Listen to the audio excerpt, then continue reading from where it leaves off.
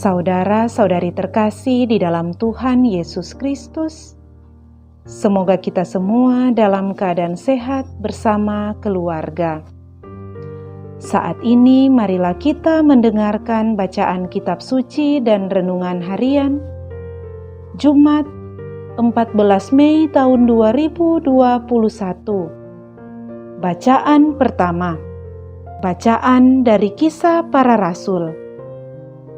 Pada waktu itu, berdirilah Petrus di tengah saudara-saudara yang sedang berkumpul.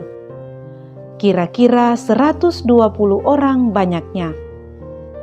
Ia berkata, "Hai saudara-saudara, harus digenapi nas kitab suci yang disampaikan Roh Kudus dengan perantaraan Daud tentang Yudas, pemimpin orang-orang yang menangkap Yesus itu.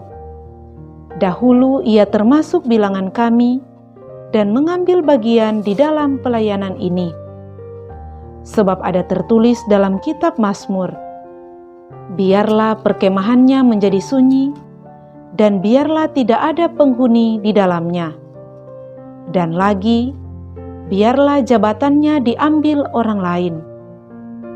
Jadi harus ditambahkan kepada kami satu orang yang dipilih dari mereka, yang senantiasa datang berkumpul dengan kami, selama Tuhan Yesus bersama-sama dengan kami, yaitu mulai dari baptisan Yohanes, sampai hari Yesus terangkat ke surga meninggalkan kami. Bersama kami, ia harus menjadi saksi tentang kebangkitan Yesus." Lalu mereka mengusulkan 2 orang, Yusuf yang disebut Barsabas dan juga bernama Yustus, dan Matias. Mereka semua lalu berdoa, "Ya Tuhan, Engkaulah yang mengenal hati semua orang. Tunjukkanlah kiranya siapa yang Engkau pilih dari kedua orang ini untuk menerima jabatan pelayanan, yaitu kerasulan yang ditinggalkan Yudas, yang telah jatuh ke tempat yang wajar baginya." Lalu mereka membuang undi bagi kedua orang itu, dan yang kena undi adalah Matias. Dengan demikian, Matias ditambahkan kepada bilangan ke-11 rasul. Demikianlah sabda Tuhan. Syukur kepada Allah. Bacaan Injil. Inilah Injil Yesus Kristus menurut Yohanes. Dimuliakanlah Tuhan. Pada perjamuan malam terakhir, Yesus bersabda kepada murid-muridnya, "Seperti Bapa telah mengasihi aku, demikianlah juga aku telah mengasihi kamu. Tinggallah di dalam kasih-Ku itu. Jikalau kamu menuruti perintah-Ku, kamu akan tinggal di dalam kasih-Ku, seperti aku menuruti perintah Bapa-Ku dan tinggal di dalam kasih-Nya. Semuanya itu kukatakan kepadamu, supaya sukacita-Ku ada di dalam kamu, dan sukacitamu menjadi penuh. Inilah perintah-Ku, yaitu supaya kamu saling mengasihi, seperti aku telah mengasihi kamu. Tidak ada kasih yang lebih besar daripada kasih seorang yang memberikan nyawanya untuk sahabat-sahabatnya. Kamu adalah sahabatku, jikalau kamu berbuat apa yang kuperintahkan kepadamu. Aku tidak lagi menyebut kamu hamba, sebab hamba tidak tahu apa yang diperbuat oleh tuannya. Tetapi aku menyebut kamu sahabat, karena aku telah memberitahukan kepadamu segala sesuatu yang telah kudengar dari Bapa-Ku. Bukan kamu yang memilih aku, tetapi akulah yang memilih kamu. Aku telah menetapkan kamu, supaya kamu pergi dan menghasilkan buah, dan buahmu itu tetap, supaya apa yang kamu minta kepada Bapa dalam namaku, diberikannya kepadamu. Inilah perintahku kepadamu, kasihilah seorang akan yang lain." Demikianlah Injil Tuhan. Terpujilah Kristus. Saudara-saudari terkasih di dalam Tuhan Yesus Kristus, renungan kita di saat ini diberi judul Pesan yang Penting.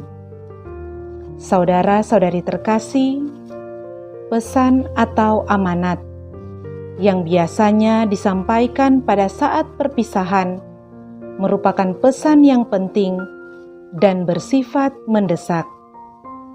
Dalam amanat perpisahan Tuhan Yesus dengan murid-muridnya, Tuhan Yesus memberikan pesan kepada para muridnya untuk saling mengasihi.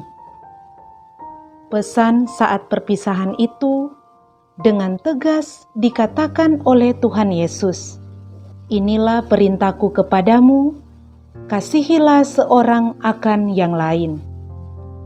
Saudara-saudari terkasih, dalam memahami makna pesan Tuhan Yesus ini, mengapa kita perlu hidup saling mengasihi? Yang menjadi refleksi kita yang pertama, karena itu adalah perintah. Tuhan Yesus memberi perintah kepada kita untuk saling mengasihi. Perintah selalu berasal dari otoritas yang tertinggi. Oleh karena itu, apa yang diperintahkan harus dilaksanakan. Maka ada ganjarannya jika perintah itu tidak dilaksanakan. Demikian sebaliknya. Refleksi yang kedua adalah karena dunia ini haus akan kasih.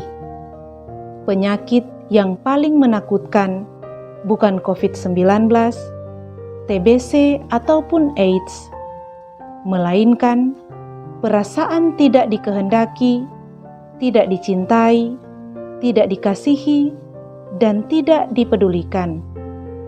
Saudara-saudari terkasih, di tengah menggilanya egoisme, pementingan diri sendiri, sikap acuh tak acuh, dunia ini haus akan kasih. Dunia menantikan orang-orang yang bersedia menyatakan kasih itu. Siapa lagi yang harus ditunggu kalau bukan kita sendiri?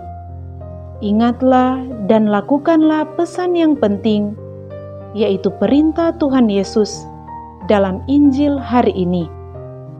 Inilah perintahku kepadamu, kasihilah seorang akan yang lain.